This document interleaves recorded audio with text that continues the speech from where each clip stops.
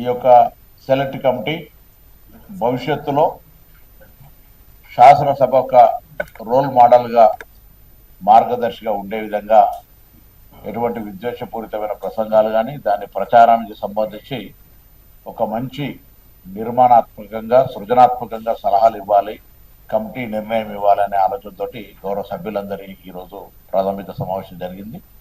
మళ్ళీ తొందరలోనే డీటెయిల్ డిస్కషన్కు సంబంధించిన ఒక సమావేశం ఉంటుంది.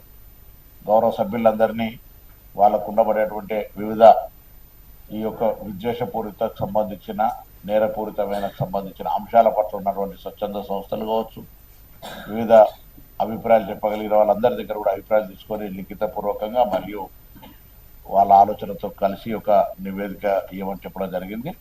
అందరూ కూడా కలిసి ఈ సెలెక్ట్ కమిటీ ఏదైతుందో ఈ సభకు ఒక మంచి రిపోర్ట్ ఇవ్వడం ద్వారా భవిష్యత్తులో ఈ విద్వేషపూరితమైన ప్రసంగాలు సభలో లేకుండా పరస్పర గౌరవ మర్యాదలు, ప్రతి విమర్శలు, ఆ సభా కార్యక్రమాలు సమాజం హర్షించే విధంగా ఉండాలనేటువంటి ఆలోచనతో ఈరోజు మొదటి సమావేశం జరిగింది. అందుకు సంబంధించి మరి తప్పకుండా సెలెక్ట్ కమిటీ ద్వారా అటువంటి ఒక రిపోర్టును కమిటీ చైర్మన్గా ఇచ్చేటువంటి ఒక ప్రయత్నం, సభ్యులందరి సలహాలు, మిగతా పెద్దలందరి సలహాలు కూడా ఇందుకు సంబంధించి ఏదైనా నిర్మాణాత్మకంగా ఆలోచన ఇవ్వగలిగిన వాళ్ళందరి సలహాలు తీసుకొని త్వరలోనే మరొక సమావేశాలు ఏర్పాటు చేసుకుని కమిటీ నివేదిస్తారు.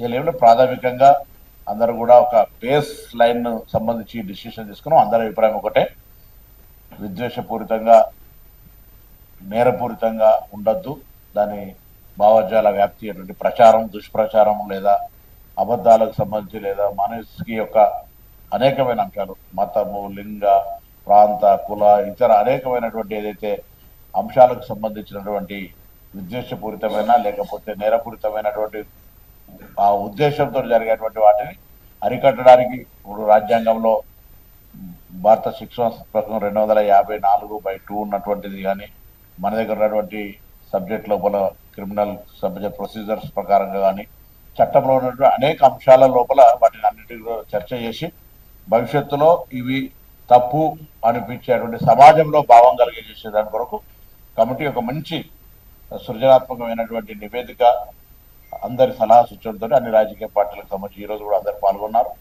తప్పకుండా ఆ విధంగా ఇచ్చే ప్రయత్నం చేస్తాం. మన రాష్ట్రంలో కూడా తయారు చేస్తా ఉన్నారు hate speech bill. Yes, hate speech bill should start with people in government. ముందు మీరు మానేయండి హేట్ స్పీచ్లు ఇవ్వడం. ముందు మీరు మాట్లాడే భాష నియంత్రణలో పెట్టుకుంటే అప్పుడు ఇతరులు అనొచ్చు హేట్ స్పీచ్ అనే మాట. అంటే ఈ రకంగా మనం మాత్రం ఏదంటే అది చేస్తాం, కానీ ఇతరులు మాత్రం చేయకూడదు అనే పద్ధతి మాత్రం మంచిది కాదు. మరి కొత్తగా సెన్సార్షిప్ కూడా ఇవాళ ప్రభుత్వాలు తీసుకొచ్చే ప్రయత్నం చేస్తున్నాయి, కేంద్రంలో రాష్ట్రంలో ఉండేవాళ్ళు. ఇప్పుడు నువ్వు చూడండి, ఇప్పుడు మొన్న ఢిల్లీలో జరిగిన ఆందోళన గురించి సాంబశివరావు గారు మాట్లాడారు. ఆ రీల్స్ అన్ని ఇప్పుడు తీసేస్తున్నారు, ఆ పోస్టులన్నీ తీసేస్తున్నారు. గత 4-5 రోజులుగా నిరాటంకంగా జరుగుతుంది ఆ పని. బెదిరించి ట్విట్టర్ని, ఇన్స్టాగ్రామ్ని వాళ్ళని కూడా బెదిరించే పరిస్థితి, వాళ్ళు కూడా చివరికి ప్రభుత్వాల నియంత్రణలోకి వెళ్ళిపోయే పరిస్థితి, వాటిని తీసేయిస్తా ఉన్నారు. ఇక్కడితో ఆగట్లేదు. నిజాలు నిర్భయంగా ఎవరైనా చెప్తే జైల్లో పెడతా ఉన్నారు డైరెక్ట్గా.